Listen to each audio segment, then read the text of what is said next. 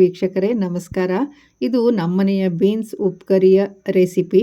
ನಾನಿಲ್ಲೊಂದು ಬಾಣಲೆಯನ್ನು ಇಟ್ಕೊಂಡು ಅದಕ್ಕೆ ಎಣ್ಣೆ ಸೌಟಿನಿಂದ ಒಂದು ಸೌಟು ಎಣ್ಣೆ ಹಾಕ್ಕೊಂಡಿದ್ದೀನಿ. ಹಾಗೆ ಅದು ಬಿಸಿ ಆದ ನಂತರ ಅದಕ್ಕೆ ಸಾಸಿವೆಯನ್ನು ಹಾಕ್ಕೊಂಡಿದ್ದೀನಿ.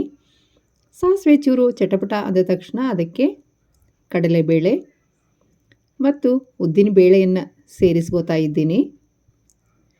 ಕಡಲೆಬೇಳೆ ಮತ್ತು ಉದ್ದಿನಬೇಳೆ ಒಂದು ಚೂರು ಕೆಂಪಗಾದ ನಂತರ ಅದಕ್ಕೆ ನಾನು ಹಸಿ ಮೆಣಸಿನಕಾಯಿಯನ್ನು ಉದ್ದಕ್ಕೆ ಹೆಚ್ಚಿಕೊಂಡು ಹಾಕ್ತಾಯಿದ್ದೀನಿ.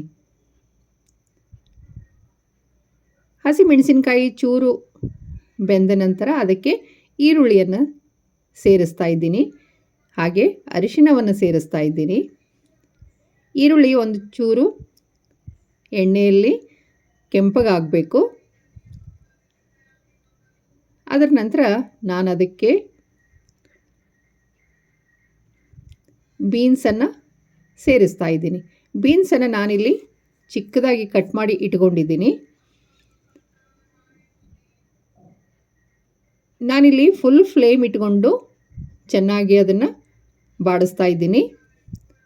ನಂತರ ಗ್ಯಾಸ್ ಸಿಮ್ ಮಾಡಿಕೊಂಡು ಅದನ್ನು ಒಂದು 5 ನಿಮಿಷದವರೆಗೂ ಮುಚ್ಚಿಡ್ತೀನಿ. ಅದರ ನಂತರ ಮತ್ತೊಂದು ಸರಿ ಫುಲ್ ಫ್ಲೇಮ್ ಮಾಡಿಕೊಂಡು ಕೈ ಆಡಿಸಿ ಮತ್ತು 5 ನಿಮಿಷ ಅದನ್ನು ಗ್ಯಾಸ್ ಸಿಮ್ ಮಾಡಿ ಮುಚ್ಚಿಡ್ತೀನಿ. ಈಗ ನಮ್ಮ ಬೀನ್ಸ್ ಬೆಂದಿದೆಯೋ ಅಂತ ನೋಡಿಕೊಂಡು ಈಗ ನಾನು ಅದಕ್ಕೆ ಉಪ್ಪನ್ನು ಸೇರಿಸ್ತೇನೆ. ನಮ್ಮ ಬೀನ್ಸ್ ಚೆನ್ನಾಗಿ ಬೆಂದಿದೆ. ಈ ಉಪ್ಪು ಕರಿ ಅನ್ನದ ಜೊತೆ ರೊಟ್ಟಿ ಜೊತೆ ತುಂಬ ಚೆನ್ನಾಗಿರುತ್ತೆ.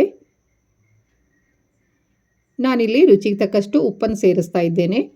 ಹಾಗೆ ಒಂದು ಚೂರು ಬೆಲ್ಲವನ್ನು ಸೇರಿಸ್ತಾ ಇದ್ದೇನೆ.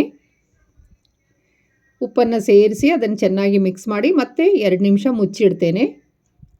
ಅದರ ನಂತರ ಒಂದು ಬಟ್ಟಲು ತೆಂಗಿನ ತುರಿಯನ್ನು ಹಾಕ್ತೇನೆ. ಹಾಗೆ ಚೂರು ಕೊತ್ತಂಬರಿ ಸೊಪ್ಪನ್ನು ಹಾಕಿ ಮತ್ತು 2 ನಿಮಿಷ ಮುಚ್ಚಿಡ್ತೇನೆ. ಈಗ ನಮ್ಮ ಉಪ್ಪು ಕರಿ ರೆಡಿಯಾಗಿದೆ. Thank you.